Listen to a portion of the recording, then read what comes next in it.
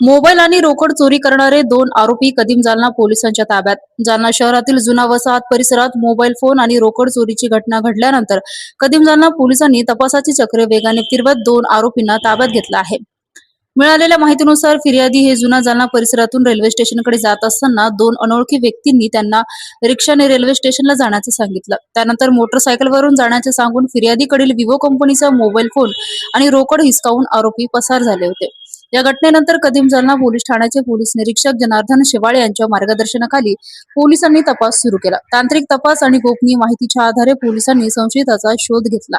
या कारवाईत राहुल राजू पाचगे व 21 वर्ष राहणार लितेगाव तालुका पैठण जिल्हा छत्रपती संभाजीनगर तसेच रेहान कलीम शेख वय 20 वर्ष राहणार जुना जालना या दोघांना ताब्यात घेण्यात आलं.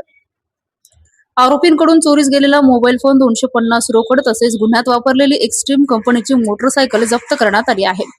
जप्त मुद्देमालाची एकूण किंमत 1,43,250 रुपये असल्याचे पोलिसांनी सांगितलं आहे.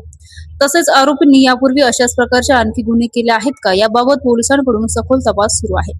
या प्रकरणी कदीम जालना पोलीस ठाण्यात संबंधित कलमान्वये गुन्हा दाखल करण्यात आला आहे. ही कारवाई पोलीस अधीक्षक तेगवीर सिंह सिंधू, अप्पर पोलीस अधीक्षक विक्रम साळी, उपविभागीय पोलीस अधिकारी अनंत कुलकर्णी यांच्या मार्गदर्शनाखाली करण्यात आली. तसेच पोलीस निरीक्षक जनार्दन शेवाळे, पोलीस कॉन्स्टेबल सचिन चौधरी, सदा राठोड, धनाजी कावळे, मतीन शेख, दिलीप गायकवाड आणि ईशान खान यांनी या कारवाईत सहभाग घेतला. कदीम जालना पोलिसांकडून या प्रकरणाचा पुढील तपास सुरू असून चोरीच्या इतर घटनांशी आरोपीचा काही संबंध आहे का याचा शोध घेतला जात आहे.